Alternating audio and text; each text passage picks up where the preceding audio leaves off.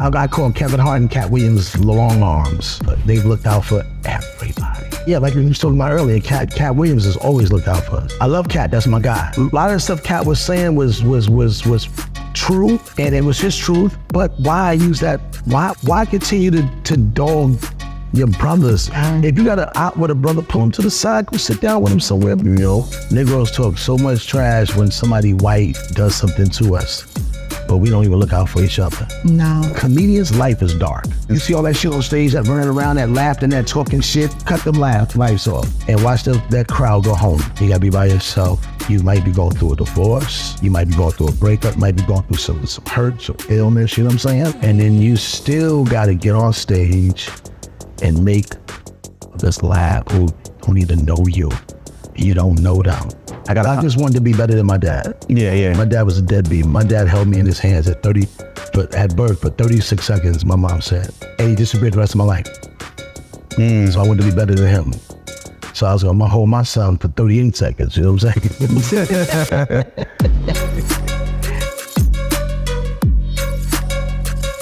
It's your boy Frank Nino, man. Force to Win podcast. Me back with another dope episode. Shout out to my co-host, TC and J. Got my guy, Gerald Kelly. Yeah. Understand what's going on. Some people call him, In the building. Oh yeah, definitely in the building. You already know. You know what I mean? You was gonna say some people call him what?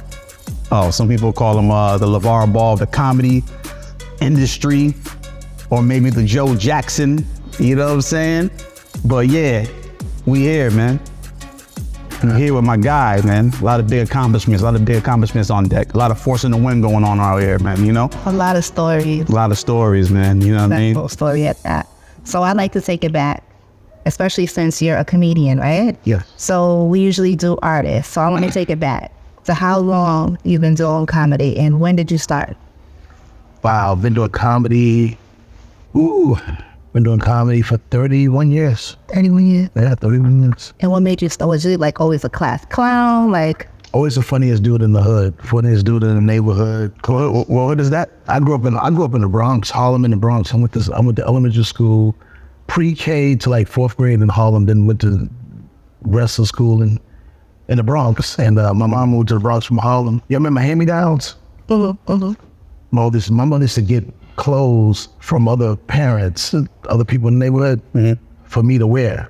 But it was the clothes of the dudes used to talk trash about me in the neighborhood. So they used to tease me, yo, you got all my clothes, you got all my shoes. Damn. So I used to have to fire back. So I heard mother jokes early. 15 years old, 14 years old. So you turn a negative into a positive. Easily. Exactly. Easily. So when did you actually start doing stand-up comedy? I went to the Navy right after high school, joined the Navy, and came home out the Navy a few years later, and I was living in the Bronx on Fordham Road, and I looked out my window and I seen this expensive car, man, with about 200-300 people surrounding it. I go outside, it's Tracy Morgan. Where are you from? Where Tracy Morgan? Bronx. You from the Bronx? We went to high school together. Okay. He graduated 2 years before me. I was in the Navy watching this dude. This dude was on the Uptown Comedy Club TV show, hanging out with Martin, you know? And when I came downstairs, he was like, yo, Gerald Kelly, what's up, Gerald Kelly? What's up, Gerald Kelly? Yo, get in the car, get in the Lamborghini. That's how you sound. Get in the Lamborghini, Gerald. I got in the car with him, man, we was talking. He's like, yo, you should be doing comedy.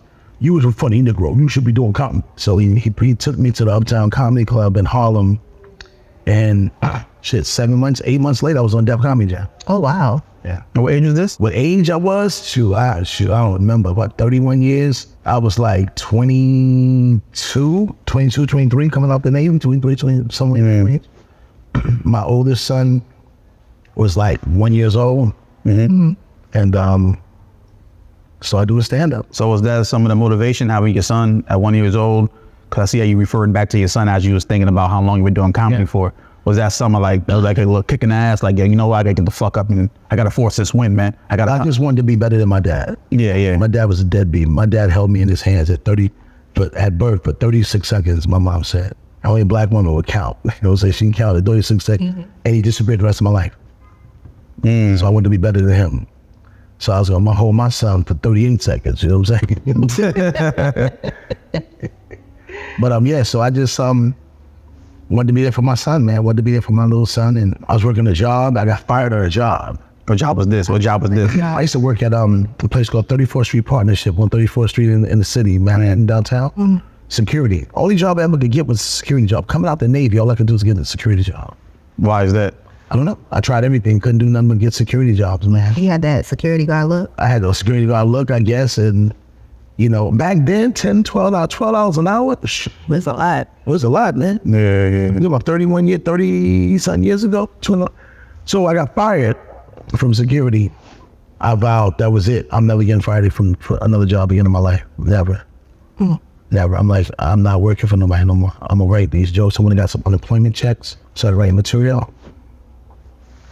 Def Comedy Jam, the Apollo, and comedy clubs. I never forget when I first did Def Comedy Jam, I performed it, I rocked it. And I thought this was it. All you gotta do is rock this and it's over. You watch Bernie and everybody, you know, win off of that. The problem was, the difference was Martin was hosting. And Martin was hot. So all you had to do is be on Def Comedy Jam, but Martin was hosting. And all you had to do is be funny as fuck on that platform. And boom, you out of here. Joe Torre was hosting when it was new. Martin wasn't there no more. That's when Joe used to just think on, are y'all ready for the next comedian? Damn, is he funny? And also, you feel like if you was doing Martin, you would have went to your career would have went to a different level. At that point, would have went out of there. And I did Def Comedy Jam again years later, and I had the joke. See, at that point, I knew it wasn't about having a bunch of fire jokes. It was about having that one memorable joke that gets you on HBO, get you. And Michael Vick got locked up for not drugs, the dog. The dog, yeah. Dude, I had a joke. I wrote a joke that morning. I sat down in my living room with my sons. I said, yo, I'm about to make history. They said, what's up? Let's just go to the mall. We went to the mall and bought a Michael Vick jersey. We was living in LA. We bought a Michael Vick jersey. The taping was in LA. And I wrote a joke about being chased by dogs. So I'm on stage, like acting like I'm being chased by dogs. And I went in my shit, pulled out like I'm pulling out a gun. And I pulled out the Michael Vick jersey. The dogs took off running. And I threw the. So in Def Comedy Jam, the lawyer and Russell Simmons sits in the beginning of the, before you even do the show. You got to show them your first joke and your last joke. Did my first joke, then my last joke with the shirt. Russell was, the lawyer was like, oh, because of dogs, the offense of dogs. And Russell, he played along with it. He was like, so my boy was there. He was like, yo, Russ, you gotta let this shit go. You gotta make this happen. That's history. I did it anyway. You did it anyway. I did. Yes, they were. It was against their word. Crowd stood up and went crazy. Oh, wow. They didn't hear it. If you watch that set, Def Comedy Jam, like, I forgot what year that was, 2000 or something. They edited. And at the end, you see the crowd going crazy, but you see me just saying some regular shit. But how did you feel when they edited it, though? They was like, I'm for sure they gonna let this shit go. I thought it was gonna happen. So how did you feel when you figured out it wasn't edited? It was edited. It was like, what's good? Did you disappointed, man? Who'd you holler at? Did you go crazy on them niggas? Russ up. I called Russ up a few thousand times, and there's nothing he could do, and HBO, and you know, so. Back then there was no cell phone, so nobody was. Oh, you can't even. Nah, you can't bring your phones out. Then yeah. I was gonna say, is there any like footage of it anywhere else? It's online. It's online. What, the one that the unedited version? The edited version is online, but the unedited version, nobody has it. Nobody has that. No. And it's such a funny joke. I was gonna do it in the comedy clubs that year, you know, but I decided not to do it. I was dejected. I was like, oh my God. So how long were you doing comedy when you did this joke, though? Because the time, I'm trying to get the timeline right. So when I did that joke, yeah, that was years. It's like, let me see. It's about 16 years ago. Okay, so you've been well into comedy at that time. Oh, okay. So making money doing stand-up. Doing stand-up, okay. But yeah, so when I was younger, like I started, I had 3 relationships, 3 marriages. I'm in a marriage right now. The other 2, one was like, she was young, she was pregnant. And our mom was saying, can't no woman stay with me if she's pregnant and without being married. I ain't know nothing about marriage. I ain't gonna get married, but she's pregnant. Her mother's gonna put her out on the street. And I went to my mom, like, Mom, can she stay here? Mom's like, hell no, she can stay. So now I got a baby coming. She's pregnant. Her mother gonna put out if I don't marry her. So Is this the 31-year-old or is this is 31. Yeah, oldest one, Okay. yeah. And so I married. We broke up like 3 years later. Had a daughter and a son by her. So when you break up, it's normal to have, if you're in the child's life, your weekend with the child, her week with the child, her weekend, your week. So it was my weekend. I wasn't, just because I had shows, I wasn't treating it my weekend. I wasn't gonna say, hey, you gotta stay with you because I got, nah, fuck that. My kids come over with me. I'd have my son Isaiah in the back of a comedy club.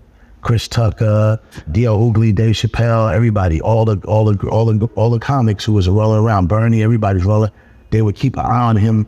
Nigga, I stay by the bathroom, hide in the kitchen. So he grew up as a little kid. He 4, 5, 6 years old in comedy clubs. Not in here, like in the comedy club, but he's in the back. Yeah. Hear it. Yeah. And he just grew up around it. And that was it. The rest was history. Yeah, so afraid to say you didn't force him into comedy. No. You just this is something that happened organically. You know what I'm saying? 3 of my sons do comedy. And all 3 of them organically just wanted Yeah, to do it because they Yeah. Yeah. Okay. So you have the 3 sons and you got the 2 daughters. 2 daughters. Yep. Are your daughters into comedy as well? Or? Nah, my daughter's just, I don't know what my daughters do. One of my daughters, the oldest daughter, she has a clothing line. She does a thing called, I think it's called Baby King Clothing for babies, black kids, kids of color. She's a hustler. She's a hustler. She works hard. She's a hustler, you know, but we in and out of relationship. We cool, we not cool. She speaks, don't want to speak. You know, I'm big on, you take a year off from talking to somebody that you love or love you, you don't gotta talk to me no more. And my younger daughter, the 28-year-old, How was the older one? oldest one is 39, 38. Oh, so that's Oldest. She's the oldest. She's the oldest kid. Oh, so when you was doing when Tracy Morgan had you outside doing, you already had one child. Yeah, but the thing was, I was young out of high school, and in high school, I was in high school, and this baby was around. But I was told the baby wasn't mine because her mom is an older woman. Her mother's a woman of age, like my mother. She's about my mother's age. Gerald, you was out there being a hoe? I was 14 years old. He wasn't being no. He was being a young teenager. Yeah. That got a what they call it, cougar. Yeah. My mom won't let it go. My mother to this day, I'm pissed off at my mother, man, because my mother put a post up this past June for my 28-year-old daughter. She said, happy birthday to my one and only grandchild. Oh. And then my oldest daughter saw it. My older daughter went under. It was like, yo, show me no love. Da, da, da. So I talked on the phone, and so. And my mother feels like her mom raped me when I was little. You know, so a lot of people be like, that's exactly what it was. It wasn't no rape to me. I was just a buzzer. She told me, this Miss Brenda putting her lips on it. I ain't never had nobody put her lips. Miss Brenda? That's 7 years old in my niece. What the brother? What the sir? It's great to be my oldest. Miss Brenda. What are you talking about? My oldest daughter used to get mad at me and go, when she get mad, she breaks. She's like, you wasn't in my fucking life when I was a kid. I'm like, nigga, you was a kid, I was a kid. Right, yeah. You was in the park, I was in the park. When it was on the swing, I was on a little sliding board. I was... I talk about that on stage sometimes. Yeah, I know. I'm about to say it. I'm thinking like this is a whole.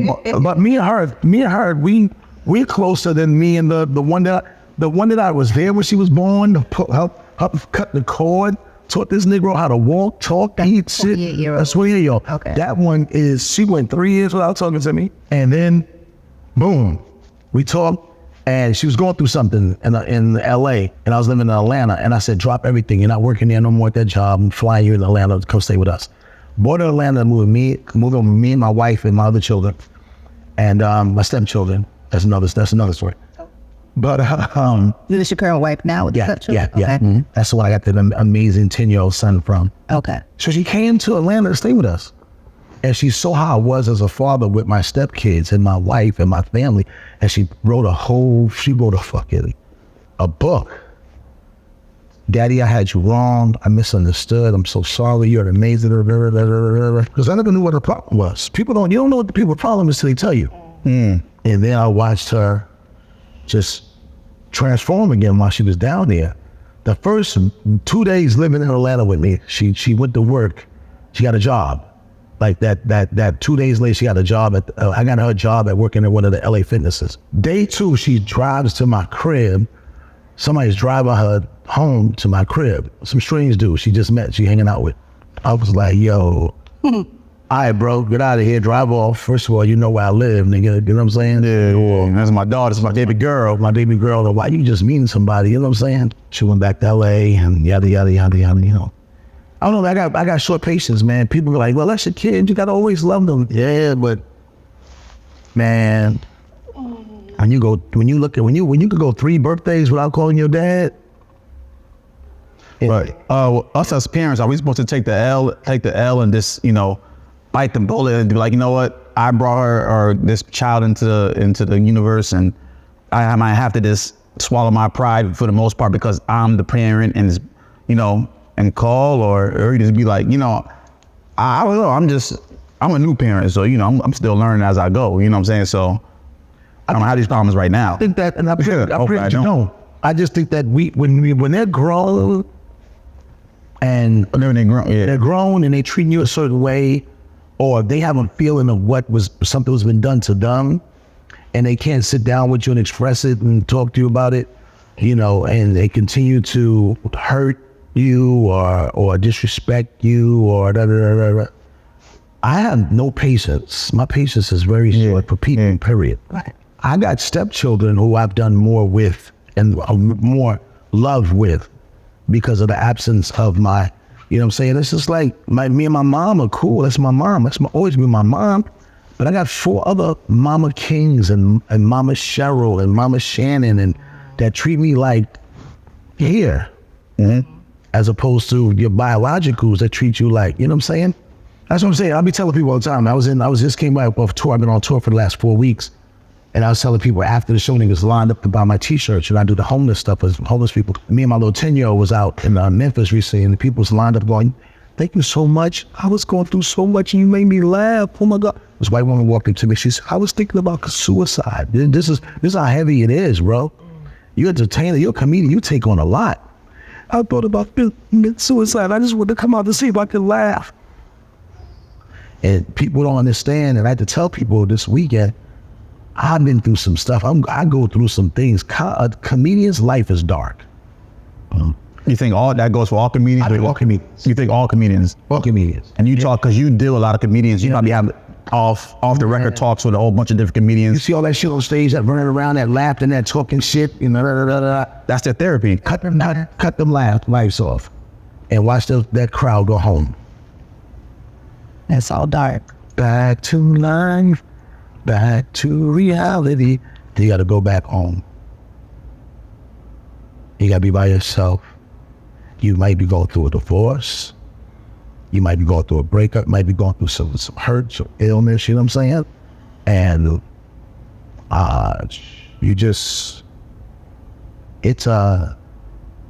it's tough. It's dark. It's dark, you know what I'm saying? And then you still got to get on stage and make this laugh who don't even know you. You don't know them. And then you got to deal with the business. You got to deal with the business of being an entertainer. Yeah, the business. There's 1,000 no's. And the gatekeepers. Negroes talk so much trash when somebody white does something to us, but we don't even look out for each other. No. But why is that though? I think it was planned that way. And I think we don't understand. I think a lot of people don't go back and do their history, understand why this is like this. You feel what I'm saying? Like, it's like some of our people don't even care. There are people in position to help that won't help. I seen an interview where you said that you being from New York and then going to LA, you've had more people in LA willing to help you out than people in New York. Are you kidding me? People in New York know you personally. Yeah, personally. Hey, yo, my shows would sell out easily if everyone I grew up with, went to school with, looked down for, played ball with, know me personally. I went to a funeral the other day in New York. One of my best friends, I call her my sister, Sabrina, her mom passed away. Miss Pat, God bless her soul. There was a bunch of fucking people at this funeral walking up to me after the show going, yo, What's your next show? They grew up with me. They ain't been to no shows. One sister said, you still doing comedy? Because I've been going to such and such comedy clubs and I ain't never. And somebody you grew up with. Am I still doing comedy? I said, baby, I'm all over social media. I'm on. They Google you. Yeah, Google me. I was just on NBC, America's Got Talent. When we did America's Got Talent, white folks, by the millions, were reaching out to us, booking us. You got Negroes that are in bed in certain situations in this country. And then, I got kids doing this. Can you help me and my kids out? This business. Same with the music business too. Same with the music business. Yeah. You know what I'm saying? Comedy. Business. Yeah. Comedy. Yeah, showbiz. Anything that has, us minorities in it, trying to reach the next level. You know what I'm saying? It is what it is. And I've looked out for everybody. Everyone slept on my couch. Mm-hmm. Everyone. Mike Epps, Little Duval, his name was Little Roland, D.Ray Davis. When they used to come to New York, to get they 1-2 on, to get they shit up. Yes. No place to stay, no hotel. Boom. I used to take Isaiah, my 31-year-old, that little nigga was sleeping in the bassinet in his baby room. We used to take him out of there and put him in a bedroom with us. We had a 1-bedroom apartment, 2-bedroom apartment. We gave him the bedroom. We used to, I've never, not once, got a call from any of those soldiers and say, hey man, I got some work for you. Wait. So you mean soldiers are talking about the other comedians? Those comedians. Not once ever said, I remember Gerald did this for me. Let me do this for Gerald. Never. But I did see an interview where you said Cat Williams. No, Cat Williams. Now he looked out. No, see, I'm talking about comics who I used to always look out for. Okay. Who made it and it's not. See, here's the deal. We perform to take care of our bills. Number one, I take care of my family. Mm-hmm. I tell jokes to take care of my family. I'm a black man working hard, telling these jokes with a gift to take care of my children.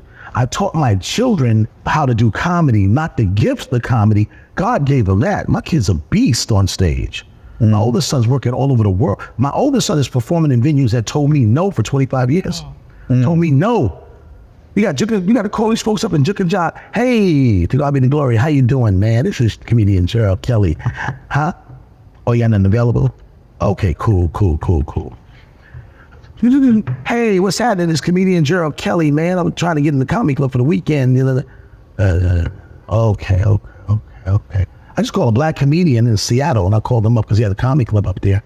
And I said, hey, man, listen, I want to do your weekend. What can I do to get in there? Sell 1,500 seats. Hey, man, I'm going to call you back, man. Think so, I'm going to call you back. But Jay said, I remember vividly what you niggas did to me. And that's why I started my own franchise with my sons. And now we hot right now. Can't nobody stop, none of that. As I'm doing these comedy shows, I'm watching my 9-year-old son, the oldest son, when he's 9, walking around the house with a microphone. And I used to look at him and go, hey man, don't play. He'd be like, oh, I'm serious, that okay, all right, don't play. 10 years old. I told you don't play.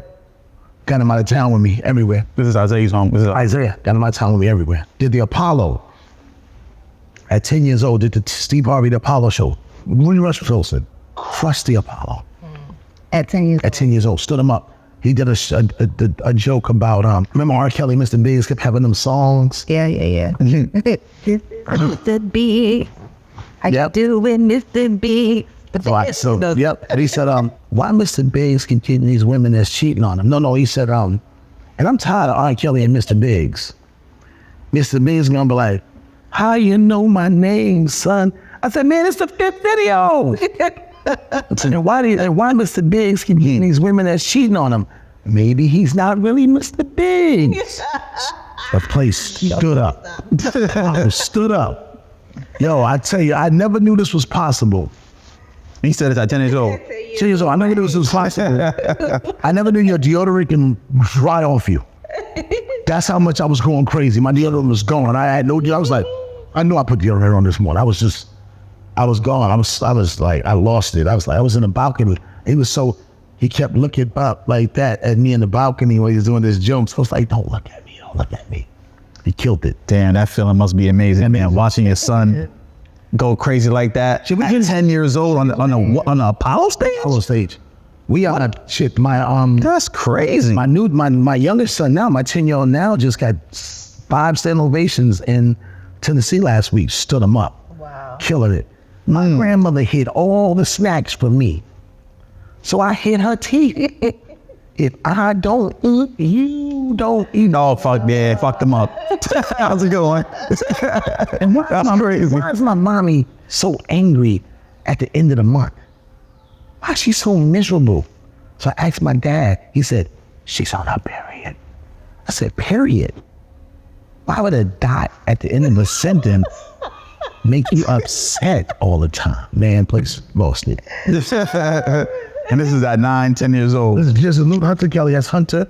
Oldest one is Isaiah, and the middle one is Joshua. So do they ever take any of your old material and reuse it? You know what? No, but I want them to. You know what I'm saying? Like I was telling Josh today, we got ill writing sessions. They 2 hours long. And we do it online, IG Live. So the pressure's on, people are watching you, and people are chiming in, getting comments or whatever.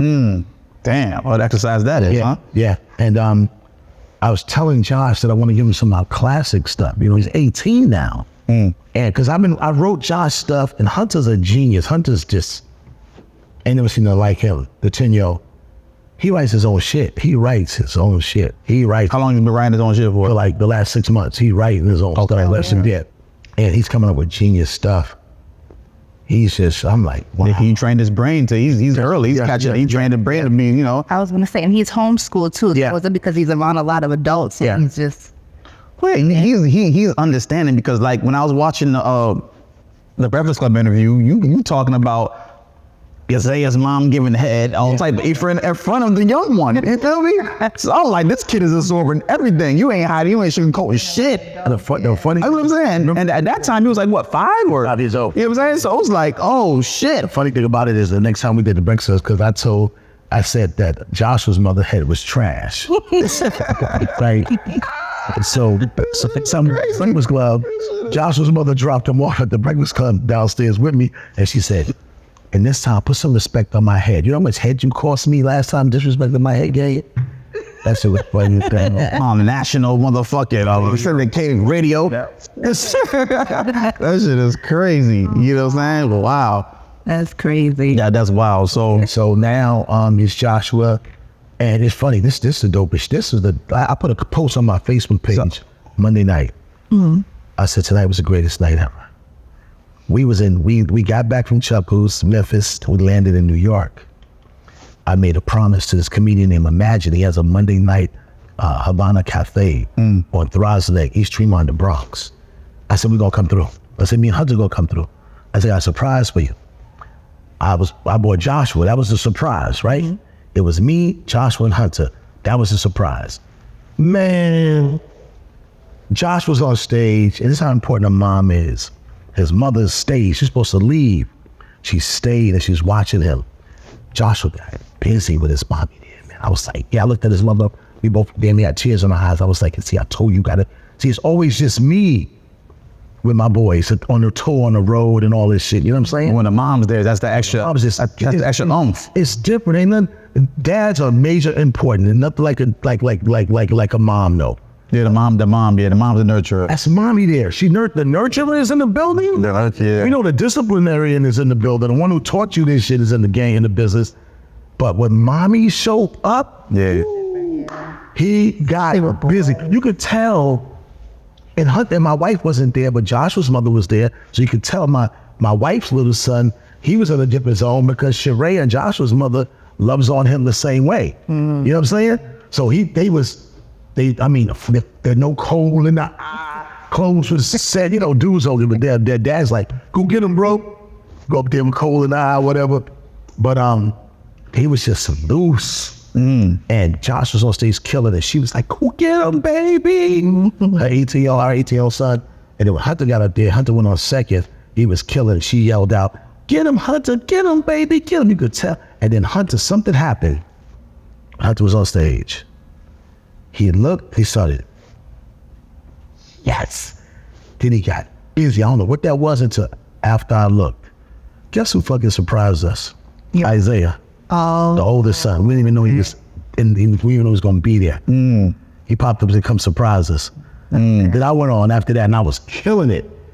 And after I finished, the host said, yo, man, one more time for the Kellys, man, but there's one more Kelly. I said, I didn't know Isaiah was going up. And Isaiah went up, he had a ball, did his thing.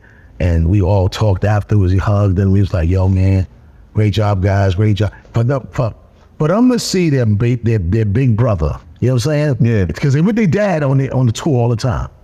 And when Isaiah's with us, it's all of us. When we did the Angela Yee show, I know the podcast she has, Way Up, the show, let me have that. Isaiah was there. He was on tour. So a lot of times we do the tour dates, Isaiah can't make them because he's doing his own tour dates and he's doing stuff with Lavelle Crawford. So it'd be me and Lil Hunter or just me and Josh and Hunter. But so for them all to be together and that brotherly love was just, yeah, man. we went back to the... And I know that you created all that. Damn. all that. What is that feeling like right there? I mean, you done created all that. Like, you know what I'm saying? You got your sons. You did comedy first, and then you got 3 of your sons. Not 1, not 2, but motherfucking 3. 3. You see what I'm saying? On stage. Isaiah got called to do Netflix about 5 months ago, right? He did a Netflix joint, comedy. They filmed it in New York. So we in the audience. And Isaiah gets introduced on stage. Cameras everywhere. They filming this shit for Netflix. And I look to my right, the little fella. His leg is shaking like this, like he wants to get the fuck on stage. So I tap him, I said, what's wrong? He said, I want some of that. I look to the left, Josh like this. Man. The other son is like this. I said, yo. He said, Dad, I'm getting up there. I'm gonna get mine. I'm gonna be on Netflix. I said, man, it's coming. So you find Netflix is like the pinnacle, like being having your own Netflix? No, I mean, I don't want to do that. I think that our culture, like Nipsey Hussle said, our culture is contagious, man. We always run certain things and act like this is more important than this, than the third. We gotta be on this. No, man. No.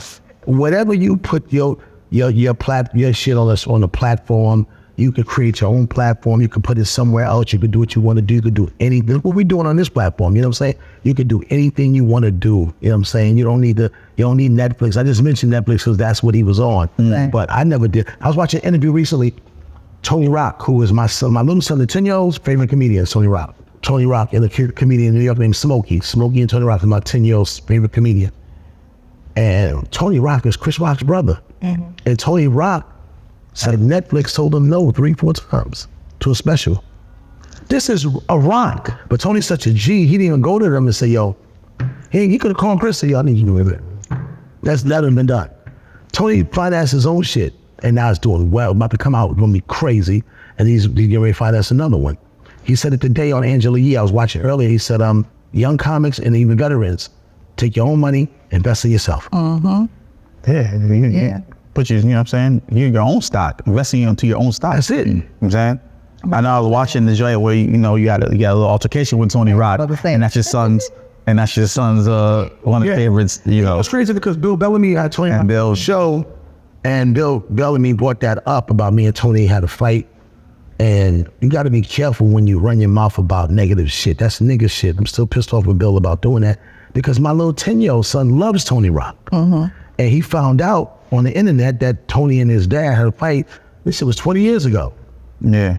You know, we fought for 2 minutes. It wasn't a little bullshit, a real fight. Yeah, I was cool after that, right after. It was cool at night. Right then. Yeah, at night, right after. Yeah. So, but for Bill to bring that up and not thinking our children are watching, children period are watching. But that doesn't follow under the comedian code, you know, because Bill Bellamy is a comedian. So it's like, I'm just trying to be funny. I was joking. I wasn't really trying to. That doesn't fall under the comedian. All the stuff you could talk about on your platform. I understand. No, I talk about a fight that happened 25 years ago. That's just my opinion. I'm not going. All right, no doubt. So that doesn't get the pass, the comedian pass, in your eyes. In my eyes, I mean, like I said, what matters to me matters to me. It don't have to matter to everyone. No doubt. It's not necessary. It's and Tony told me, he said, that's my guy now. My guy. I mean, Joe's my guy. You know, we're cool. Right. You know, I have no problem with Tony. That shit happened. It happened over one comic doing some he say she say shit, talking about Tony to me and talking to Tony about vice versa. Yep. And Tony in Brooklyn nigga, I'm a Harlem nigga, and we New Yorkers and New York got in New York. You prove your point. So you was talking about tours. Out of all the places you've toured, because you've been all over the world, what is the best place you've been to? Bermuda, comedy-wise. Comedy-wise. I was in Bermuda a few months ago performing in two sold-out theaters out there, big theaters out there, with a couple other comedians, and just felt like that was like, holy shit, like you could say anything on stage and it was working. We did stand-up comedy in Ghana, and we were told that they wasn't going to be able to get the American jokes. We were out there doing a TV show, did a reality show called it was Moving to Ghana. It was about a comedy, black comedy family. Shout out to Ghana. Yeah, shout out to Ghana, definitely. East Lagan. You sound like you look like you're a hater right now. I'm not being a hater. I'm being a hater towards you because Why? I said, Shonda, why would you want to be a hater? Cause I shout out Ghana. East Lagan. God, I got the name when I got to Ghana. They gave me the name Kofi Adu. Kofi Adu. Kofi Adu. That's my middle name. Look at it. That's my middle name. See this? Kofi. See? Oh, okay. Yeah. Kofi Adu. We connect them, my nigga. They tell you the meaning behind it? Nah. Okay. They probably did, but I forgot. Well, that's it. I mean, born on Friday. You feel me? That's why I got Friday, man. Oh, yeah. Okay. No, but yeah. But yeah, so, Shout out to Ghana. this DC is one of the best places to do comedy, perform. I love LA. The hottest comedy night in the country is Chocolate Sundays in Los Angeles. Okay. It's Chocolate Sundays. It's at the Laugh Factory on Sunset Boulevard, and it's the hottest comedy night in the country, in my opinion. Shout out to Chocolate Sundays in LA, Lonnie, Pookie Wingington, and those people out there. And yeah, like we were talking about earlier, Cat Williams has always looked out for us. Kevin Hart, Cat Williams. Kevin Hart. So Cat Williams used to give Isaiah, every time you see him back then, used to give him that bag. A little something. Welcome to us at the comedy club when Isaiah was like 11, 10 years old doing comedy, 12 years old, and go, come in, Junior.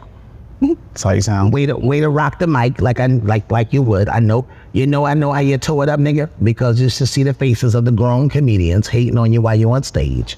Hold this, $300, $500, $1,000. This nigga 11. We out in LA grinding. We in the car going back. I be like, he 11. I be like, yo, give me that bread that Cat gave you. Get in. Hey,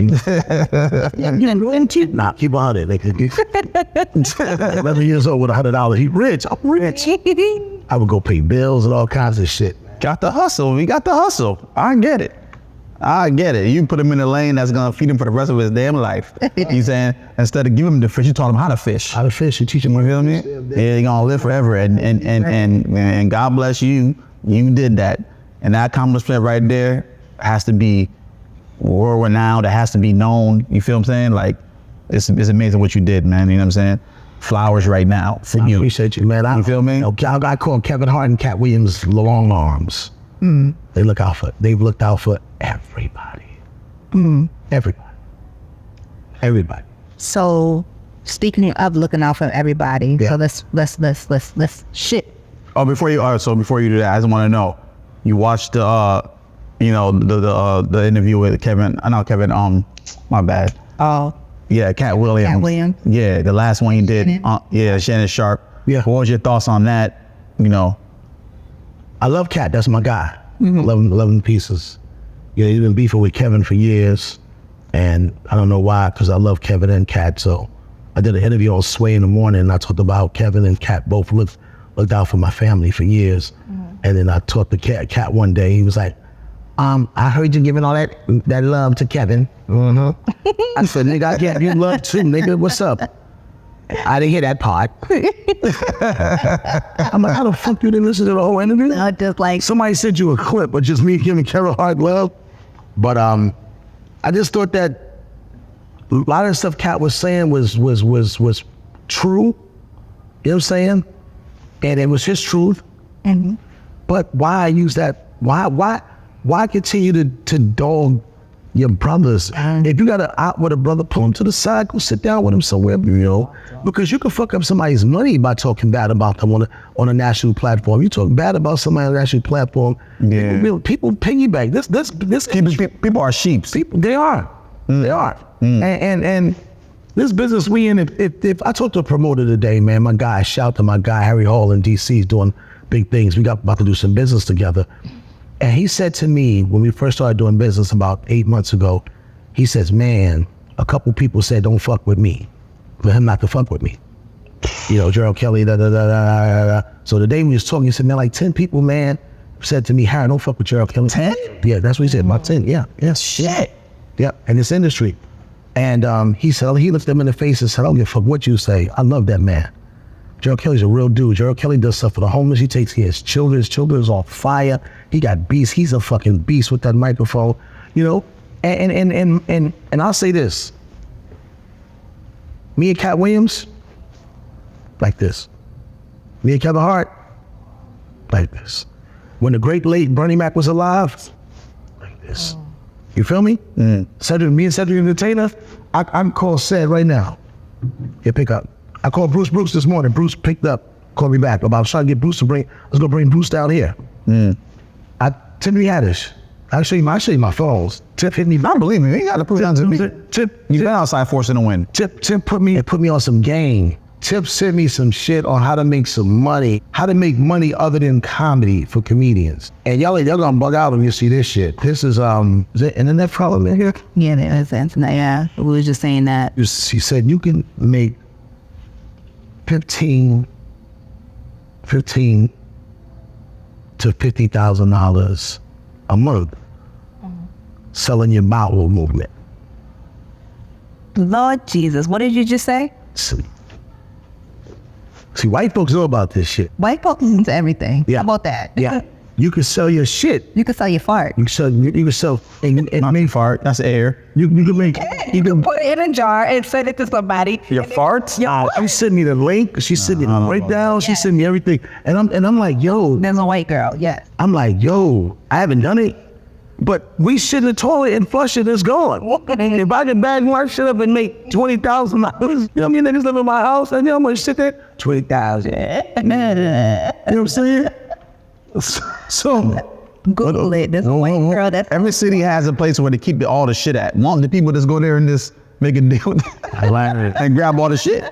Like if it's that I serious. learned nothing like that till she called me and told me that. I was like, I'm telling you, these white folks, they will pay for any and everything. Yeah. They will pay for a foot fetish. They will Yeah. smash Twinkies with your feet. They're gonna pay for it. Yeah. Pantyhose, they're gonna pay for it. So I definitely believe it, but that's sick. Yeah. Yes, there is a fart girl that farts in a jar and she sends it off and she makes money off of it. If you don't believe me, Google it. All right, so keep going. Yeah. but yeah, just the more story is there's so many Ways. There's so many, not just that. There's people that are doing it, like making that's doing big in the comedy business, who I'm cool with, who fucks with me. You know what I'm saying? Lavelle Crawford is my nigga. Lavelle Crawford. He's on tour with your son. No, my son is on tour with him. He took. I mean, well, yeah. He for 5 years he took my son Isaiah, and took his career to the next level. It takes a village. I got my son here. Lavelle got him there. Yep. And now he's with one of the biggest agencies in the world who saw him. Jews saw him one night doing his own thing, and now they got him here. But God got him here. You know what I'm saying? So I called Lavelle and thanked Lavelle because we don't thank each other. I called him and I said, yo, bro, I just want to thank you so much for looking out for my son. And man, shit, that's a nigga, my son now, motherfucker. That's my motherfucker. You and shit. That nigga funny as fuck. The impersonations you got, everybody down. I seen the Funk Flex one too. This guy did the Funk Flex shit. I just did DMX and Funk Flex New York. Man. I did Flex interview with DMX. Had the DJ drop the bomb. So DMX, rest in peace. X is calling from heaven. Him and Nipsey Hussle, they street niggas, so they got a burner phone. They not to call home. They not to call heaven. I mean, from heaven, they not to call earth. So Flex is interviewing these niggas. Crazy out there. Fix your face. 1-800-223-9797. It's your boy Funk Master Flex. You know I get down. Don't forget Saturday it's gonna be 63 degrees. He be promoting anything. The funeral party is gonna be crazy. The first 500 dead niggas free. Fix your face. And now 1-800-223-9797. Got 6 dead niggas on the phone right now. Get tickets to the funeral party. Got the dead nigga. Gotta bring your own coffin. Last time we did a funeral party, Last time we did a funeral party, some live niggas came. You cannot be alive and getting a funeral on. So I got let's get hurry up and call 1-800-223-9797. I got exclusive interview. I got DMX on the phone calling from heaven. Niggas be saying they get exclusive. This is an exclusive interview. Bomb drop. X, are you there? Why? X, you there? Yo, I'm here, yo. Hey, yo, Flex, can you hear me? Because I hear you, you know. Wi-Fi good up here, Wi-Fi good up here, you know. Ain't no glitch in heaven, you know. X on the phone, 1-800-223-9797. I got DMX on the phone right now. Niggas, fix your place. Stop listening to any station. Turn to us right now, 1-800-223-9797. DMX is on the motherfucking phone. X, are you really in heaven? Why? X, are you really in heaven? Yeah, you know. You know, X be saying shit that don't make no sense, but it makes sense. Yo, I'm up here because I'm not down there. Because if I was down there, I wouldn't be up here, you know. So I'm up here, you know. DMX on the phone, 1-800-223-9797. I'm going to ask you a question, X. Did it take you, how did you get in heaven swiftly? Was it a quick process? Yo, you know. Niggas think when you die, that's it. You go to heaven or hell. It's not like that. It's a process, you know what I mean? You know, it took me 6 months to get through the gate, you know? It was a hating nigga at the gate, you know? Because the nigga was a nigga judging me on Judgment Day, you know? I had my Tim's on, my hoodie, you know? The nigga was acting like I shouldn't be up there. So when I got through, I saw God go by. I said, hey, God said, what? Let this nigga all up in heaven. 1-800-223-9797. I got DMX on the phone from heaven. Evan, how the women out there? How the women up there? Yo, there's some hoes up there. Up here, there's Keisha, Felicia, Pamela, Shaniqua, about 7 Kims. Letitia. Tanisha. DMX in heaven. I'm sorry, man. I'm fucking. In here, please. Oh, shit. Oh, wow. Memphis, Tennessee, I love y'all, but y'all fucked up my whole Exactly. man. Sinus drip, ear, nose, and throat. Oh my God, man. That dry heat in the South. It's something different. All right, so before Frank cut me off kindly, I was about to ask. I was about to say, so giving back. You've been giving back to the community a lot lately. You started something with your boys. Well, I've been giving back in my 31-year career. I still have a thing called Gerald Kelly Day, the comedy cookout in the Bronx, New York, where I grew up at. Mm-hmm. The same park where I used to get teased because of my attire, and I watched my auntie Shirley, who was the funniest woman that ever lived, God bless her soul. I watched her be out there, you know, struggling, and I used to do a comedy cookout in the hood. Little kids get t-shirts, little kids play the basketball tournaments, I play basketball, the comedians play against the radio personalities, the rappers. So that stopped. I did that for 25 years, and I stopped it some years ago, 24 years, and I stopped it some years ago because of the violence in the neighborhoods, right? Mm-hmm. And I started doing stand-up for the homeless with my sons, you know, Hunter, Joshua, and Isaiah. And to this day, we put hundreds and hundreds and hundreds and hundreds and hundreds of homeless people in hotels and apartments, and give them shelter and clothing and food. And, you know, we bring them to the comedy clubs and take them to dinner. Then we go out to a club and we hang out, nice setting, and give them some normality in their life, man. So I've been doing that for some years now with my sons. And we have t-shirts that we sell called Stand Up for the Homeless, and we use every dime to go out and put homeless people, and, you know, just take them to this, you know, just help them out, man. So eventually we want to do a stand-up special called Stand Up for the Homeless. Mm-hmm. And this special is going to be nothing but homeless people coming in off the streets, getting cleaned up, getting haircuts, getting food, getting a place to live, job applications, changing their lives, and then bringing them out to the comedy show, packing up a venue, packing up like 1,000-seater, whatever, or maybe 500-seater, and then film them having a good damn time, laughing their ass off. So Stand Up for the Homeless is a double entendre. Now you said hundreds. The last interview I seen, it was at like 9-something. Right now it is at, to be really humble and honest, it's 1,128, 1,130. Did you put up in hotels and all that? Okay. And it's out of your pocket. Out of our pocket. But let me tell you something. On the low, there are people that walk into our table and go, what's your Zelle? I don't want no shirt. And you don't look into the Zelle until the next day or the later, and it'd be $2,000 or $1,500, $2,500. And you know, I was talking about this one time, and Kevin Hart heard about it, and he called me and asked. He didn't call me, but his team called me. Actually, what was my routing number?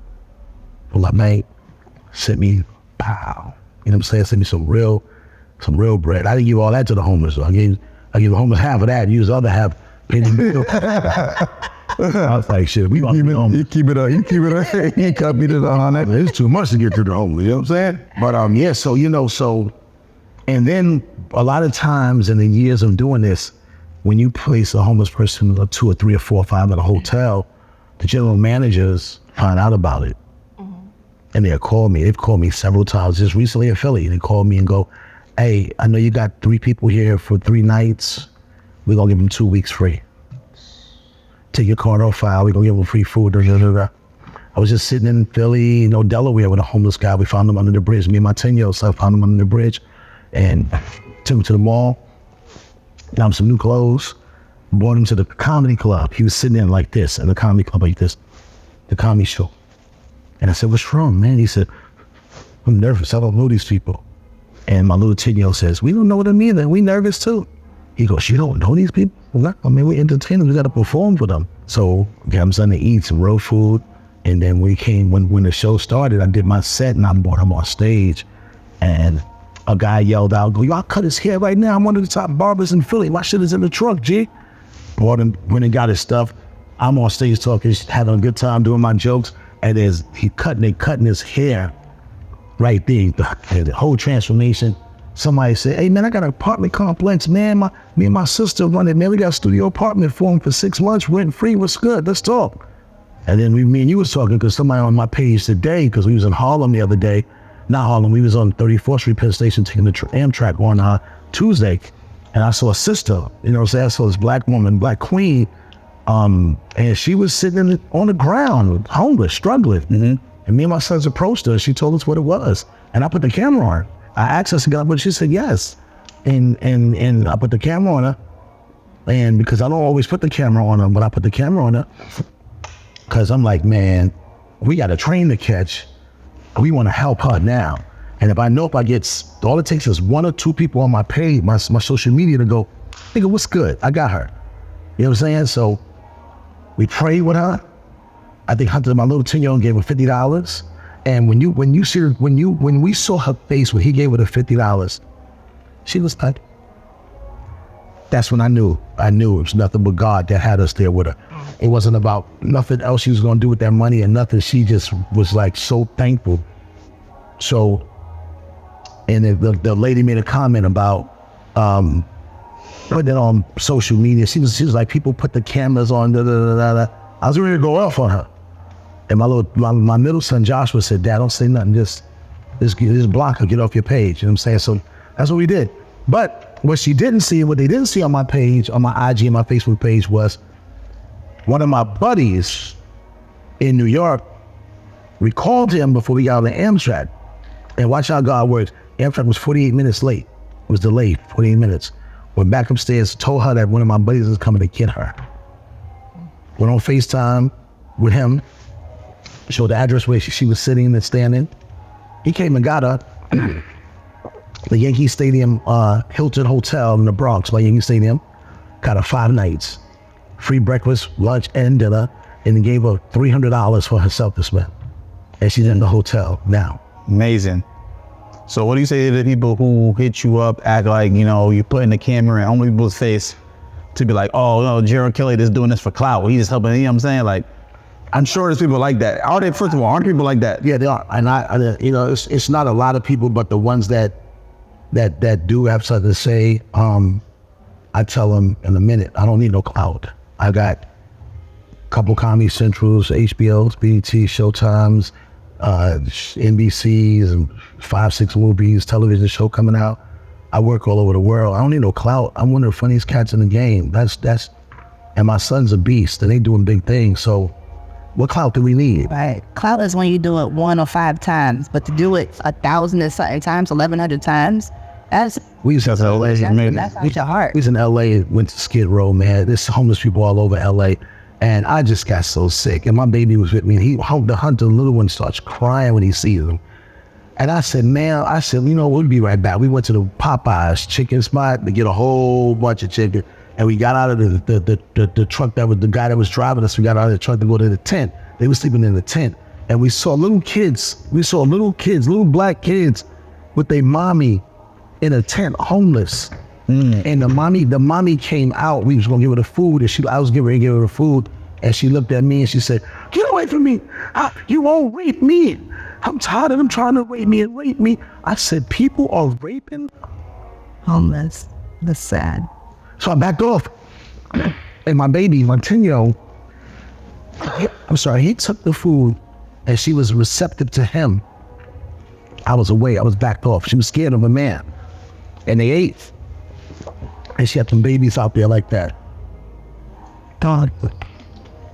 Crazy. So it's just, it's a passion of mine, man. I'm sorry. Real. No. So just in case you're wondering, I don't have COVID. I was in Memphis, Tennessee with that humid ass air for 6 days and it messed up my... If y'all see me sick for the next couple of days, Gerald. That's the only thing that helps for a minute. Gerald, and they gave me COVID. It's all good, man. Gerald's a healthy guy. He's out here working, giving back to the homeless, doing his thing. Yeah. You know what I'm saying? Shout out to Gerald for that, man. He done did a lot of things, man. You know what I'm saying? Like, you want some real shit? I ran to this guy in the chiropractic office a couple of days ago. That's why we're doing an interview right the fuck now. But we been running into each other, just shooting the shit every time we see each other, like, yo, we gotta do this and do that. But yes, when I seen him a couple of days ago, I was like, nah, I'm gonna fuck that. We got our shit done now. You know what I'm saying? You know what I'm saying? I appreciate it. Yeah, you know what I'm saying? Because Gerald's in the building, he's in Springfield, Mass, running around doing what he does. You know what I'm saying? It's a privilege to have him here. You know what I'm saying? I hold him in high regards. You know what I'm saying? A lot of flowers to this guy. Yeah. You know what I'm saying? We gotta show our guys, especially African-American motherfuckers who's forcing to win and having their kids forced to win. You feel what I'm saying? You gotta respect that, man. You can't, there's nothing else you can do. You got to respect that.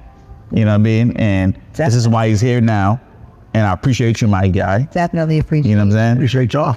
Being a comedian coming up, we do a lot of things for content. You feel what I'm saying? You have a lot of people who grew up around you that don't show you the love you're supposed to get. You see what I'm saying?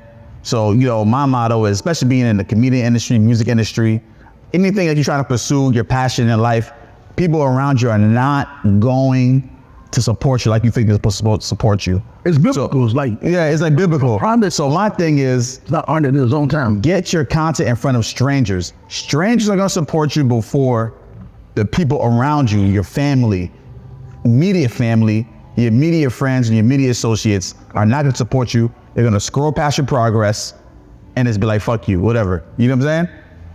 Not all of them. This is something to the rule. There's people who fuck with you. Don't get it wrong. There are. But what I'm saying is, there's gonna be a lot that just scroll, act like they don't see what's going on because they're in the crab and the bucket mentality and they're trying to get to where they're trying to get to and they're not following their passion. So they see you doing what you're doing. They're like, why am I gonna press like or share or comment on something like that when I gave up on my shit? You know what I'm saying? And people just don't know how to love. No. They don't like you. They don't even know why they don't like you. But I don't really... It be your energy. It be your... Yeah. And they just don't like... But that's strangers that live around your surrounding areas that heard about you through the grapevine and they don't like you. No, it be people that know too. They just deal with your energy. I feel like people that know you, they want to see you do good, but it's not better than them. Yeah. So it's not that they don't like you. It's just, nigga, I'm in the bottom too. I'm from the bottom. It's that really... I see you doing it.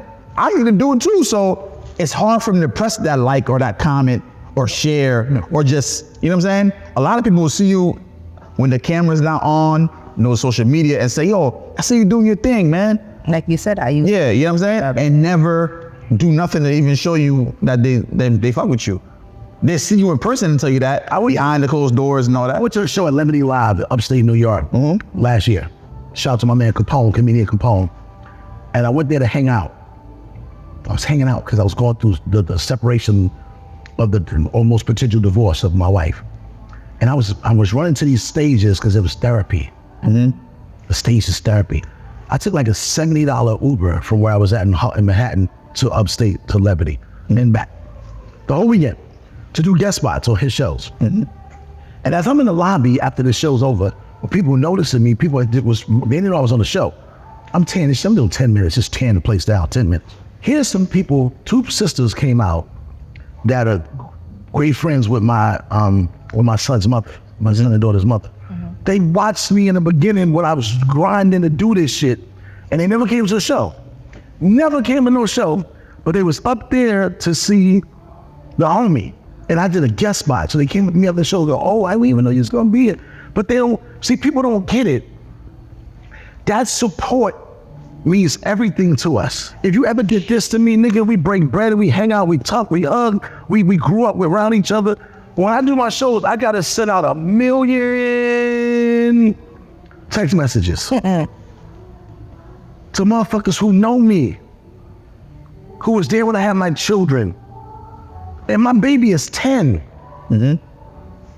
And we do shows at the crib in New York. We go back to New York, my own family, brothers, sisters, mothers, cousins, nieces, they don't show up. I did a joke on stage about, I could have a show in my brother's apartment. That nigga won't be there. You're like, damn, that day I got something to do that day. This your crib. Yeah, I ain't gonna be there right now. So what do you think it is? I think because they know us, they feel comfortable. Psychologically, it's like, yo, I show this man love in different ways. I don't gotta go to his shows and do all that because I know him for real. You know what I'm saying? I think that's what it is. So I think that is, I don't know, like, that is jealousy. Yeah. I think that is, sometimes it's jealousy. that it's not understanding the importance of loving one another and supporting each other. And I just think another thing is just fucking, it's just fucking the dunce. Like, you don't get it. But you gotta get to the root of the problem. Why don't we get it? You feel me? I really think that's why the Willie Lynch situation really played a big part on us, because I don't feel like people don't want to support you that know you for real. It's just something subliminally hitting their brain that just makes them not support you as much because they already next to you all the time. They're next to you all the time. So it's like, it's not an urgency for him to support you. I want to see you do good, but I don't want to see you do good in me. That can be it, and that can be it too. You feel what I'm saying? But it's just like, that's why recently. And there's motherfuckers that see you that grew up with you, and you doing all this stuff.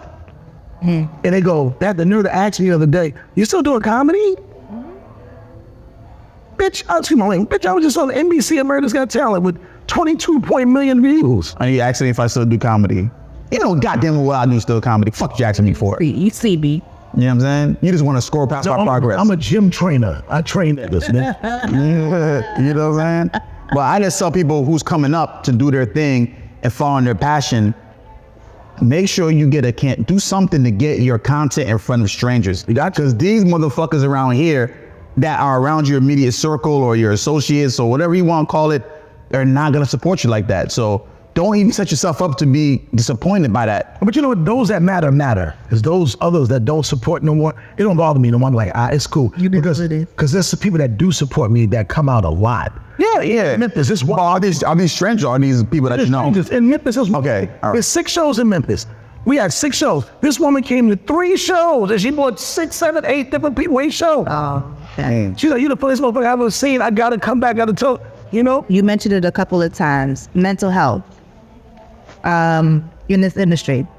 Besides doing shows, what else do you do to keep yourself grounded, to keep yourself safe? Hug my children. That's it. Hug my children. I told the Lord Jesus Christ, my Savior, you know, hug my babies and spend time with my wife. You know, my children, that little 10-year-old man, when you hear, what's up, Dad? Ooh. Bless him. Ooh. You good, Dad? Isaiah's 31 years old. Isaiah called me 2-3 times a day. Yo. Josh, 18. Josh with me right now up here with us. He's here for a few weeks. Dad, let's work on this, Dad. Let's talk. You know, you hear those, when you hear what's up, Dad? You know what I'm saying? Ooh. Because you're just not feeling. We gotta see, in relationships like marriages, they can come and go. A person does not want to be with you no more. And Been there before. They can love you today and then tomorrow.